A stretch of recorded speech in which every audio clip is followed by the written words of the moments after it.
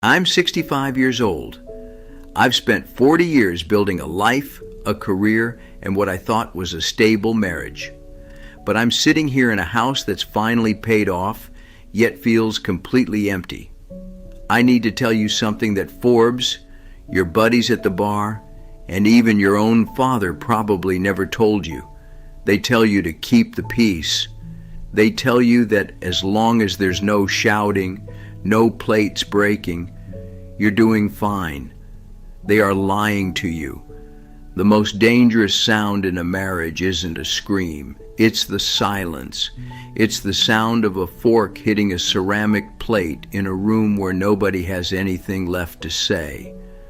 I remember the exact moment the music died in my house. I was sitting right here, drinking this same bitter coffee, watching my wife move through the kitchen like a ghost. She didn't complain about the dishes. She didn't ask me about my day. She just stopped. My heart felt heavy, a dull ache that I ignored because I thought I had finally achieved peace. Don't scroll past this, because if your home is quiet tonight, you aren't winning. You are fading. I'm going to tell you why that silence is a death sentence, and why you need to break it before the air in your home becomes too thin to breathe. This is the truth about the silence that actually ends marriages. Let's go back to 1988. I was 30 years old, full of fire, and convinced that providing a paycheck was the same thing as providing a life. I remember the smell of that house in the autumn, damp leaves and the faint scent of Sarah's lavender laundry detergent. I'd come home late from the office, my mind still racing with blueprints and board meetings. Sarah would be standing there in that small kitchen with the flickering yellow light. She'd say something simple. "The oak tree in the backyard looks beautiful today, doesn't it?" And what did I do? I'd grunt. I'd nod without looking up from my briefcase. I thought I was being a strong, silent man. I thought I was giving her peace by not complaining about my day. But I wasn't giving her peace. I was giving her a wall. There was a night in July 1994. A heavy thunderstorm was rolling in. Sarah came to the porch while I was nursing a beer, staring at the rain. She sat next to me and just put her hand on my knee. She didn't say a word, but her eyes, they were screaming for me to just be there, to talk about our dreams, or our fears, or even the weather. I stayed silent. I thought, I'm tired. I worked 10 hours. I just want some quiet. I chose the silence of the rain over the sound of her voice. I felt her hand linger for a minute, then two, and then she slowly pulled it away. That moment, that tiny, insignificant movement of her hand leaving my knee, was the beginning of the end. We didn't divorce that year. We didn't even fight. But that was the problem. Every time I chose silence over connection, I was digging a trench. Each "not now" and each "I'm busy" was another shovelful of dirt. By the time I turned 50, the trench was so deep we couldn't see each other's faces anymore across the dinner table. I thought I was winning the game of marriage because our house was quiet. I was so proud of our lack of drama. But a quiet house isn't always a happy house. Sometimes it's just a house where someone has finally given up on being heard. Now I am 65. The mortgage is a memory. The kids have their own lives in cities I rarely visit. We have everything we worked for in those long, silent hours at the office. But look at this table. It's not a place of nourishment. It's a battlefield where the only weapon used is absence. Sarah is sitting 3 feet away from me, but she might as well be on the moon. She doesn't look up when I cough. She doesn't ask why I'm not eating my peas. She's staring at a glowing screen, scrolling through the lives of strangers, because the life sitting right in front of her has become too painful or too boring to acknowledge.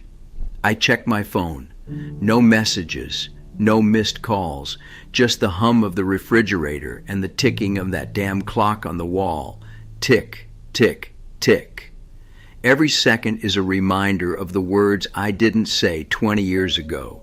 The silence today is different than it was back then. Back then, it was a choice. Now, it's a habit, a terminal one. I want to say something. I want to ask, do you remember the night on the porch in '94? But the air feels too thick. My throat feels like it's filled with dry sand. I'm terrified that if I speak, I'll realize there's nothing left to bridge the gap. We have become polite strangers, sharing a roof, waiting for the clock to run out. The deadliest part? We don't fight anymore. People think fighting is a sign of a bad marriage. No, fighting means there is still fire. Fighting means you still care enough to be angry. This peace we have, it's the peace of a cemetery. It's the silence of two people who have finally accepted that they are invisible to one another. I look at her and I see a woman I once promised to cherish, and all I've done is build a monument of silence around her. I see the gray in her hair and the sadness in the corners of her eyes, and I realize I didn't just stay silent. I let her drown in it. And now, at 65, I'm realizing that the man who kept the peace is the loneliest man in the world. You want to know why we do it? Why we choose the silence over the messiness of a real conversation? It's not because we're stoic. It's because we're cowards. We've been sold this lie that a strong man is a silent man.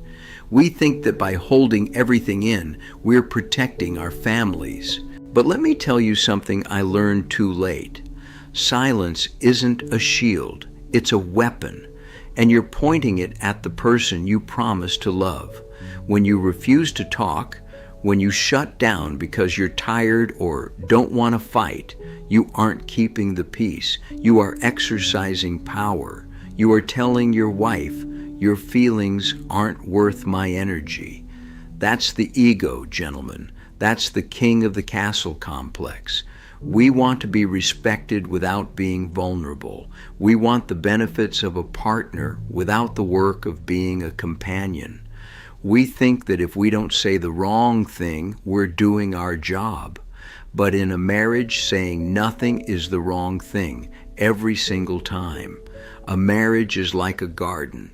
If you stop watering it to avoid the mess of the mud, the garden dies. It doesn't die in a day. It dies leaf by leaf, flower by flower, until all you're left with is dry, dead wood. You think you're being low maintenance. In reality, you're just being negligent. At 65, I realized that my wife didn't leave me because of what I said. She left long before she actually walked out the door because of what I didn't say. She got tired of screaming into a void.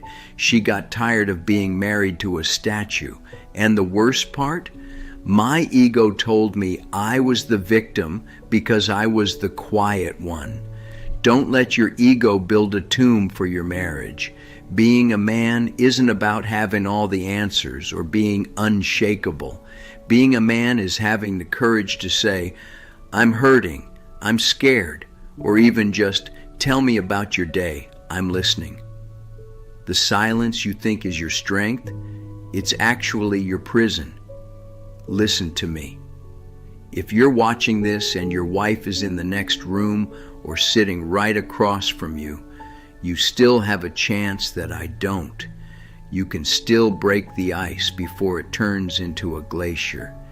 Here is how you start, and I want you to do this tonight, not tomorrow, tonight. First, put that damn phone in a drawer. Kill the TV. Kill the distractions. Second, look at her, not at her hair or her clothes, but into her eyes. See the person she was before life got heavy. Third, say the hardest words for a man to say. I've been quiet for too long. I'm sorry. I want to hear your voice. It will feel awkward. Your ego will tell you it's weak. Ignore it.